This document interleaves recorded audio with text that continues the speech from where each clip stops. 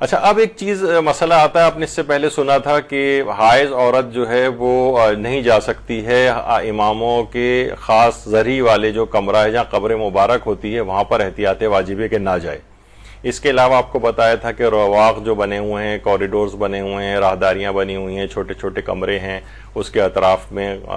یعنی زرعی والے کمرے کے علاوہ، اور جو صحن ہیں وہاں پر بھی جا سکتی ہے، سوائے کہ وہ جگہیں جو مسجد کے حکم میں ہیں، تو وہ پچھلی دفعہ آیا تھا کہ وہاں پر ایک دروازے سے داخل ہو کر دوسرے دروازے سے نکل سکتی ہے لیکن ٹھہر نہیں سکتی ہے، اور اگر اس کا ایک ہی دروازہ ہے تو یہ نہیں کر سکتی کہ اندر جائے اسی دروازے سے پھر واپس آ جائے چلتی ہوئی، نہیں، اس کے 2 دروازے ہونا چاہیے، وہ دیکھ لے اگر 2 دروازے ہیں تو اندر جائے اور بغیر رکے وہاں پر بغیر ٹھہرے ہوئے دوسرے دروازے سے نکل جائے تو ایسا ہو سکتا ہے، لیکن اس کے علاوہ نہیں۔ اچھا، اس میں ایک چیز اور پچھلی دفعہ شاید رہ گئی، وہ تھی استحاضہ والی جو عورت ہے اس کو البتہ مسجد میں بھی جانے کا اختیار ہے، زرعی والے کمرے میں بھی جانے کا اختیار ہے، صرف یہ حائض کے لیے مسئلہ ہے، استحاضہ والی عورت کے لیے مسئلہ نہیں۔ استحاضہ والی عورت تو حتیٰ کہ مسجد الحرام اور مسجد نبوی میں بھی جا سکتی ہے، اور وہ اس کے البتہ وہ بس مسائل وہ رہتے ہیں کہ کب وضو کرنا ہے، کب غسل کرنا ہے، قلیلہ، متوسطہ، کثیرہ والے جو مسائل ہیں۔ اب یہاں پر ایک مسئلہ آتا ہے کہ وادی السلام نجف میں حضرت ہود اور حضرت صالح جو اللہ کے 2 نبی ہیں ان کے مزارات بھی ہیں، کیا حائض وہاں پر بھی جا سکتی ہے؟ یعنی اس پہ لکھا ہے باقاعدہ کہ جو مرقد ہے 2 نبیوں کا، ہود اور صالح علیہ السلام کا، تو کیا یہ اور ان عورتوں کو وہاں پر بھی جانے کی اجازت ہے؟ اچھا، یہ جو 2 قبریں وہاں پر بنی ہوئی ہیں وادی السلام کے جو قبرستان ہے نجف اشرف میں،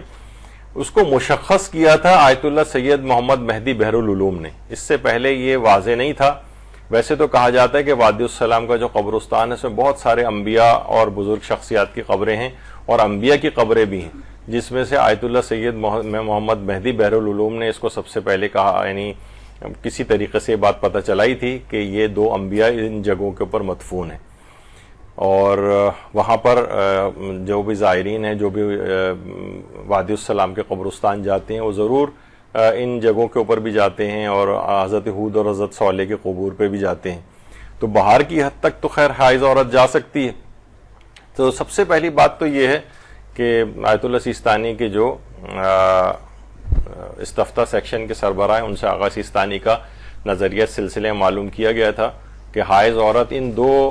انبیاء کے قبور کے اوپر جا سکتی ہے یا نہیں، تو وہاں سے جواب یہ آیا کہ ان کی یہ قبور ہونا ثابت نہیں ہے۔ یعنی دیکھیں، جو بالکل ثابت شدہ ہو تو اس کے لیے ایک مسئلہ ایک الگ بن سکتا ہے، لیکن یہ جو ہود اور صالح کے جو قبرستان ہے ظاہر ہے کہ، لیکن یہاں پر کیونکہ شہرت ہے اور اب لوگ سارے زائرین جاتے ہی ہیں، تو بہرحال وہ اگر وہ جائے ان جگہوں پر، کیونکہ اس کا ہونا ہی ثابت نہیں ہے کہ یعنی 100% بنیاد پر کہ یا اطمینان بخش بنیاد پر کہ ان کی قبور ہیں، تو بہرحال اس لحاظ سے ایک حائض عورت کے لیے یہاں پر جانے میں بھی کوئی ویسی قباحت نہیں ہے۔ کوئی ویسے نہ جانا چاہے، دل نہ چاہے اس کا، اور باہر سے یا کہیں سے بھی ان کی قبر کی زیارت بھی ہو جاتی ہے، کھڑے کھڑے بھی ہو جاتی ہے، تو بالکل زرعی پر ان کی قبر کے پاس جانا بھی اس سلسلے میں ضروری نہیں ہے۔ لیکن یہ اگر کوئی چلی بھی جائے تو کیونکہ ان کے نزدیک ثابت نہیں ہے کہ یہ بہت علمی بنیادوں پر کہ یہ ان کی قبور ہیں، یعنی البتہ آغا مہدی بحر العلوم کے متعلق کہا جاتا ہے کہ انہوں نے مشخص کیا تھا، لیکن بہرحال علماء کے نزدیک اس طور پر اس کا ہونا ثابت نہیں ہے۔ اسی طریقے سے مثلا ایران میں حضرت دانیال علیہ السلام کا ایک مزار ہے شوش کے علاقے میں،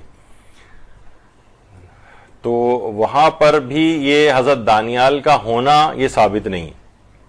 حضرت دانیال وہ تھے جو بخت نصر کے زمانے میں تھے، انتہائی ظالم بادشاہ، اور اس نے ان کے اوپر شیر چھوڑ دیے تھے، اور شیر آ کر حضرت دانیال کے قدموں کو چاٹنے لگے تھے آ کر، اور ان بڑے مشہور ہے کہ حضرت دانیال جب بارش نہیں ہوتی تھی تو ان کے انبیاء کے جسم کیونکہ خراب نہیں ہوتے ہیں، تو لوگ حضرت دانیال کے جسم اقدس کو قبر سے نکال کر اور ایک لکڑی کے تختے پر رکھ کے آسمان کے نیچے رکھتے تھے تو فوراً بارش ہو جاتی تھی۔ بہت سارے واقعات ہیں ان کے حضرت دانیال کے، لیکن بہرحال اس لحاظ سے یہ جو شہرت ہے اس کی کہ یہ حضرت دانیال کا ہے شوش کے علاقے میں، لیکن اس کا ہونا بھی ثابت نہیں، کیونکہ ظاہر ہے اتنے ہزاروں سال پہلے کی چیزیں ہیں، اور اب اس کا پتہ چلانا بہت مشکل ہے کہ یہ ان کی قبر مبارک ہے بھی یا نہیں. تو مشکوک جگہوں پر جانے میں کوئی حرج نہیں ہے حائض عورت کا, جیسے ہم نے پہلے بھی بتایا تھا کہ مثلا بہت سی مساجد کے ایکسٹینشنز ہو رہے ہیں, اب یہ پتہ نہیں چلتا کہ علاقہ مسجد میں آتا ہے یا نہیں آتا, تو حالت شک میں وہاں پر جانے کی اجازت ہوتی ہے. تو یہ بھی ان جگہوں کے اوپر بھی حائض عورت جا سکتی ہے, خواہ اگر ان مقبروں پہ بھی اگر اس کو جانا ہو.